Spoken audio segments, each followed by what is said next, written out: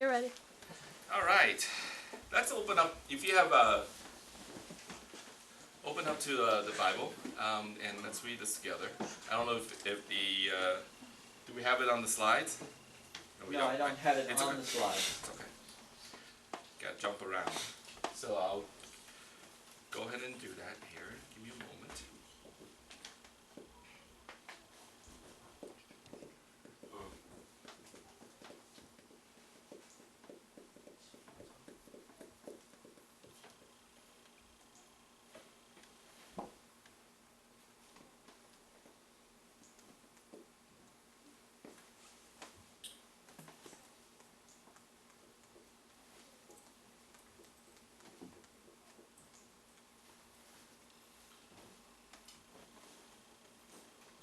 Looks like people got it. Okay. Esther chapter 7, verses 1 through 6, and then 9 to 10. And then we're going to skip to chapter 9, verses 20 to 22. Listen to the word of the Lord. So the king and Haman went into a feast with Queen Esther. On the second day, as they were drinking wine, the king again said to Esther, "What is your petition, Queen Esther? It shall be granted to you. And what is your request? Even to the half of my kingdom shall be fulfilled." Then Queen Esther answered, if I have won your favor, O king, and if it pleases the king, let my life be given me, that is my petition, and the lives of my people. That is my request. For we have been sold, I and my people, to be destroyed, to be killed, and to be annihilated. If we had been sold merely as slaves, men and women, I would have held my peace, but no enemy can compensate for this damage to the king. Then King Ahasuerus said to Queen Esther, "Who is he, and where is he? Who has presumed to do this?" Esther said, "A foe and enemy, this wicked Haman." Then Haman was terrified before the king and the queen. We're going to jump to verse 9. Then Harbona, one of the eunuchs in attendance on the king, said, "Look, the very gallows that Haman has prepared for Mordecai, whose word saved the king, stands at Haman's house, 50 cubits high." And the king said, "Hang him on that." So they hanged Haman on the gallows that he had prepared for Mordecai. Then the anger of the king abated. Then we're going to go to chapter 9, verse 20.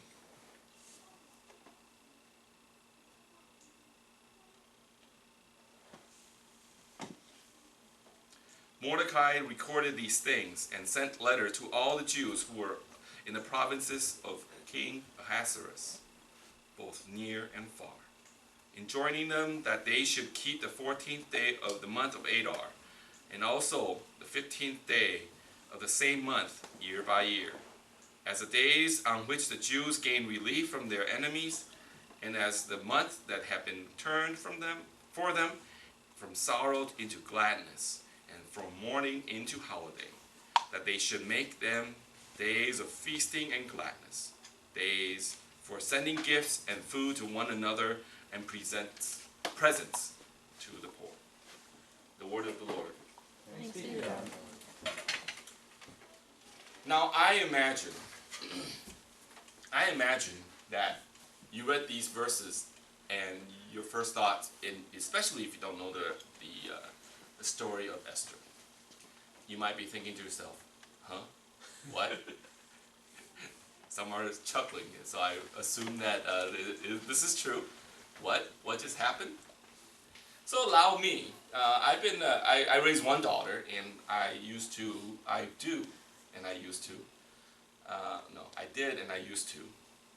read her stories at night. So allow me to tell you a story.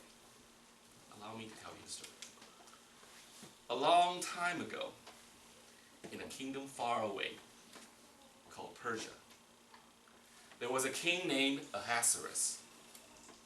The name Ahasuerus is a Hebrew name given to him by the Jews. but his Persian name was Xerxes, which means a warrior or a hero among rulers. Now, Xerxes had a queen. Her name was Vashti. She was a beautiful queen, and Xerxes was seemingly well pleased with Queen Vashti. King Xerxes, like most kings, had a royal court of advisors.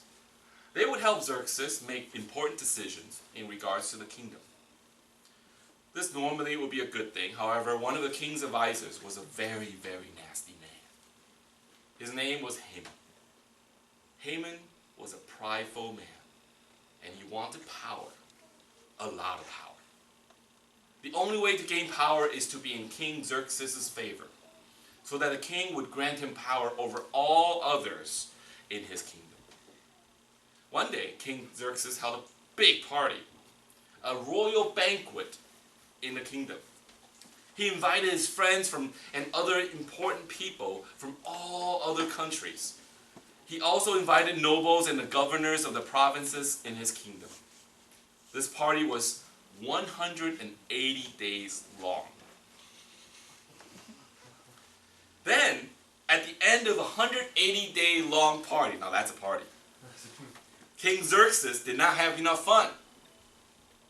So he held another private party for smaller people in the courtyard of the royal palace. The courtyard was decorated with fine linen and cotton in the royal color of purple, and gold and silver couches were placed on the floor of emerald and marble. I know, wow. They used gold and silver cups. They even used cups made of ruby. And of course, there was abundant wine to drink. This smaller party only went on for 6 days. Meanwhile, Queen Vashti also held her own private party for the women in the palace elsewhere. However, on the 7th day, the king was in good mood, so he asked some people, those eunuchs that served the king, to escort the queen to him. You see, the king wanted to show her off because she was indeed a beautiful woman. What do you think she did? Well, Queen Vashti would have none of it. She is her own self. And rightly, she thinks that she would not be ordered to go anywhere she doesn't want to go. She would only go wherever and whenever she pleases. If a man wants to find her, he would have to go to her, not for her to come to him. So do I get some amen for my sisters in the room? There you go, there you go. So that's what she decided. What do you think Xerxes' reaction was? Oh yeah, he was angry. He thought, he is the king.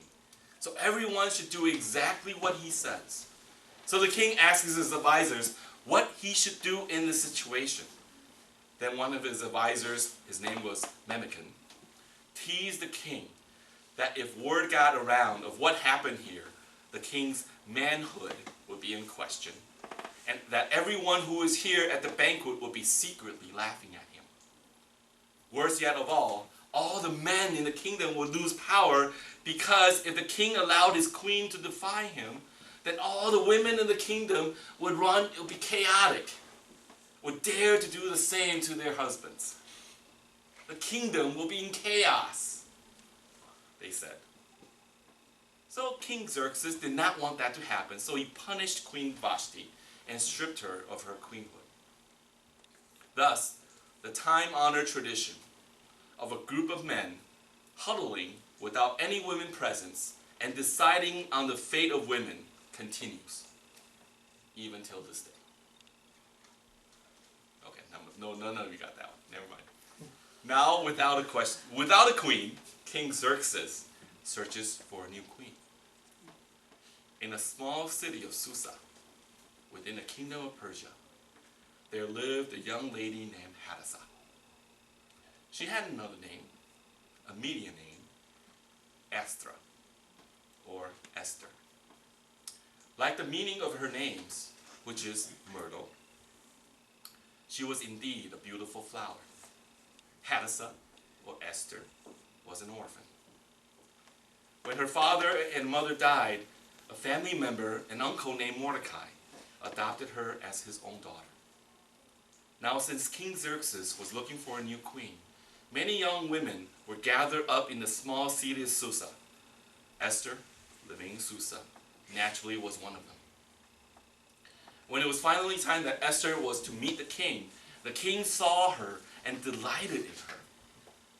Esther won the king's favor and devotion, so that in due time, the king made Esther the queen of Persia. Esther, or Hadassah, was a Jew. The Jews had been driven out of their homeland, Israel, for about 100 years before her time. They were exiles in Persia. Although they did their best to make a living in a foreign land, they hoped and prayed that they would be able to return to their home one day. Esther's uncle and adopted father, Mordecai, was one of the leaders of the Jews. Because she was a Jew, when she was taken into the palace, Mordecai encouraged Esther to hide her lineage from the king and his advisors, which she did. Now, remember Haman? Haman by this time had become a very powerful man in the kingdom of Persia. He was the prime official of all the officials in Persia, properly named prime minister. He decided and convinced the king that given his rise and his power, it would be appropriate for everyone but the king to bow down before him every time they would see him and meet him. Mordecai by this time was also an official of the king. Mordecai refused to bow down to Haman because he was a Jew. When Haman saw that Mordecai did not bow down to him, Haman was furious. Thus Haman's pride got to him and tricked the king to authorize a royal decree to annihilate the Jews. And so it was decreed by King Xerxes that all the Jews were to be killed in every province, in every nation of the kingdom of Persia. This is where our brave Queen Esther comes into picture. Her uncle and adopted father Mordecai found out about Haman's evil intentions to kill the Jews. He sent Esther a message. He did so by going to the king's gate outside. He told her what Haman was plotting and asked Esther to go to the king on the Jews' behalf. For she herself was a Jew, and Mordecai asked her not to forget her people. Esther was afraid.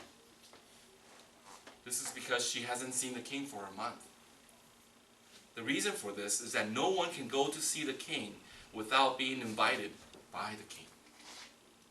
If someone was to storm the king's court without invitation, the only penalty to that is death.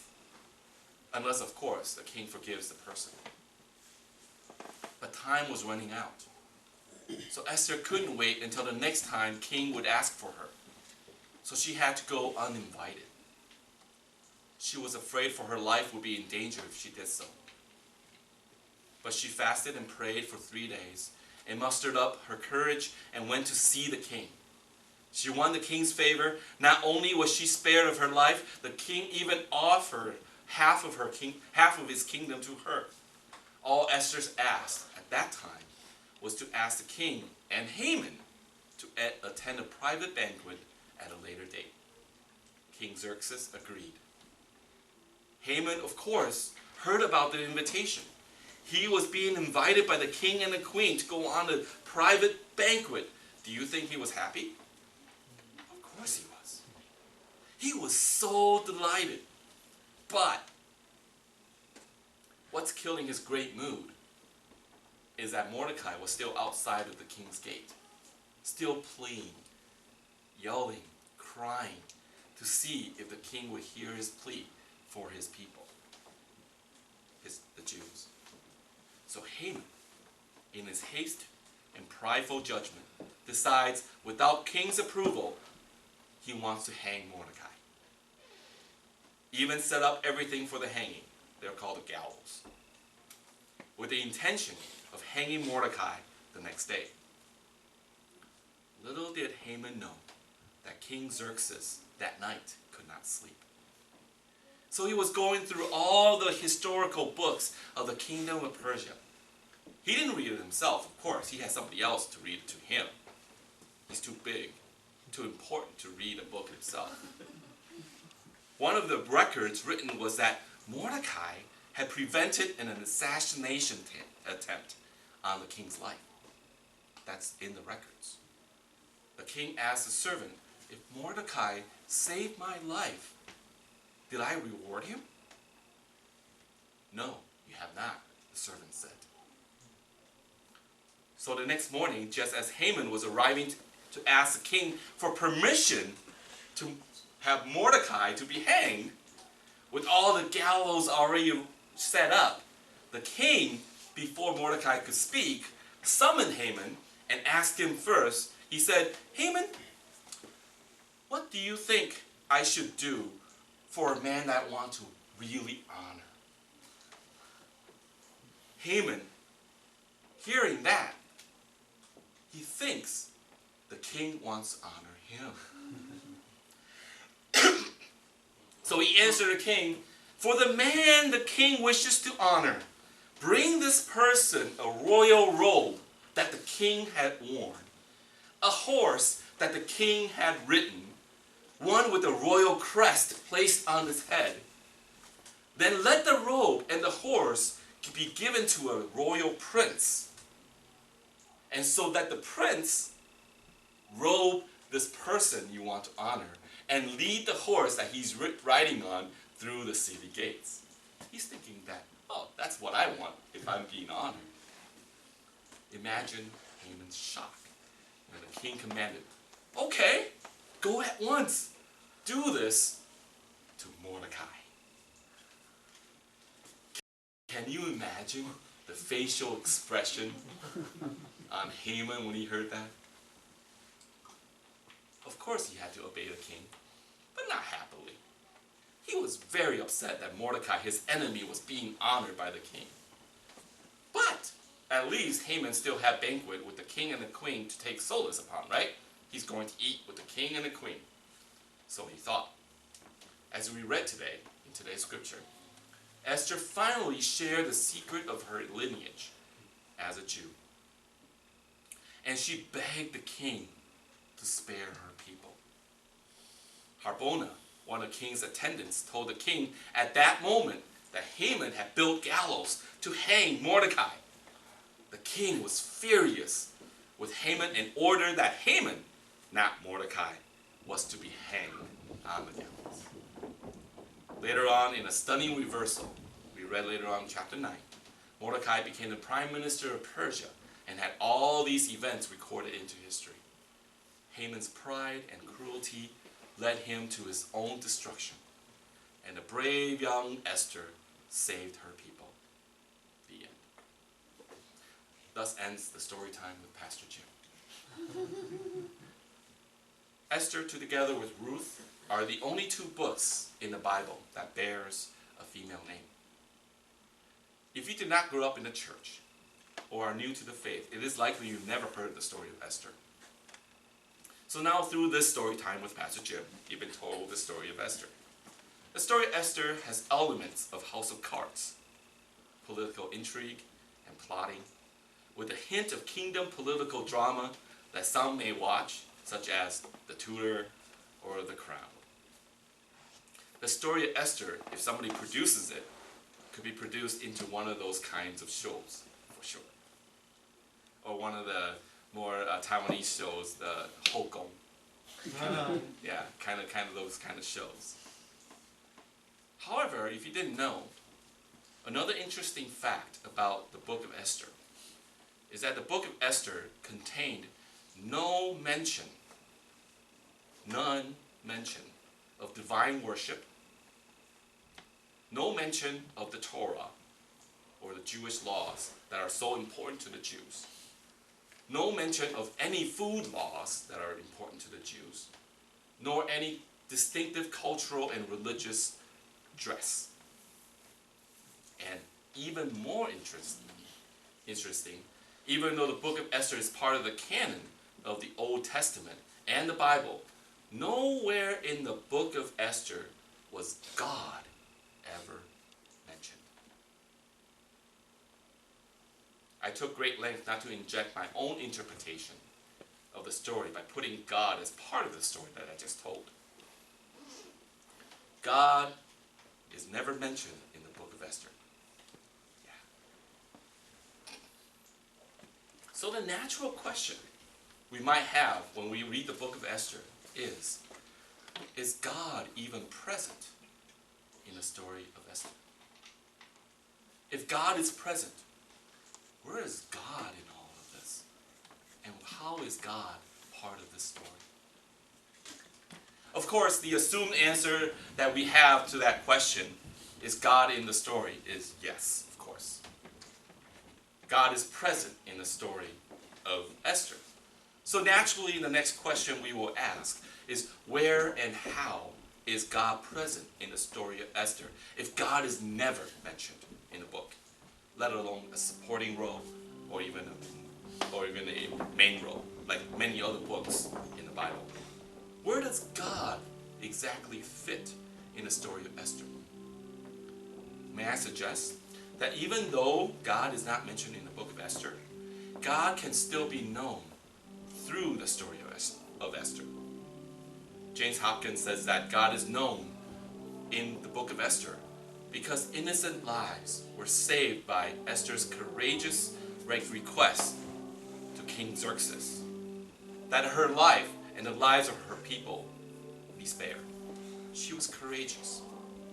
It was the strength of God that gave Esther the courage to be able to do all of this. So a case can be made that God is definitely present and active there. Not only that, in the story of Esther, humility won out, and the prideful was brought down by their own people, by themselves, their own pride. Jesus himself said, "Blessed be the humble, for they shall inherit the earth." So in a story that the prideful, Haman, had a horrible ending, and the humble are lifted up in the end, we can certainly ascertain that God is definitely present and active in Esther's story. Further, Esther's people were being oppressed. Throughout the Bible, God has always been in the business of lifting up the oppressed and bringing down the oppressors. Other women in the Bible, such as Mary, Hannah, all had prayers that exalted God for bringing down the powerful and raising up the poor and the lowly. The story of Esther, the story that brought down the powerful and raised up the lowly, though there were no mention of God's name in the book of Esther, the presence of God is irrefutable without a question. The lesson here is this: just because there is no mention of God's name in the story, it doesn't mean that God is not present in that story. Conversely, and a lesson also to be learned from the story of Esther is that just because God's name may be used by human beings in a narrative or a story, it doesn't always necessarily also mean that that story is God ordained. We know throughout our history, human beings have, carelessly and on a whim, invoked God's name for selfish political purposes. Many have done evil things, all in God's name. So we have to be careful to realize just because God's name is used by somebody, mentioned by somebody, it doesn't mean that this person is necessarily doing things that God wants to be done. Similarly, just because a church says God is here, it doesn't mean that if they're not doing anything what God wants to be done, that God is actually there. But one thing's for sure in today's lesson from the story of Esther: the presence of God is irrefutable when the story is told in order to put things right, to deal justly with both the oppressors and the oppressed. God's presence is irrefutable in the midst of justice, in the midst of hope, and in the midst of love. God's presence is irrefutable in Esther's story, because in Esther's story, the lowly are lifted and blessed. The prideful are brought down. The hopeless are given hope. All because of Esther's love for her own people that gave her courage to speak, to change the course of her story. Let us pray. Dear God, we thank you for Esther's story, for her courage, for your presence in that story. We ask for your Spirit so that we can hear you in the midst of our own stories. In your name we pray. Amen. Amen.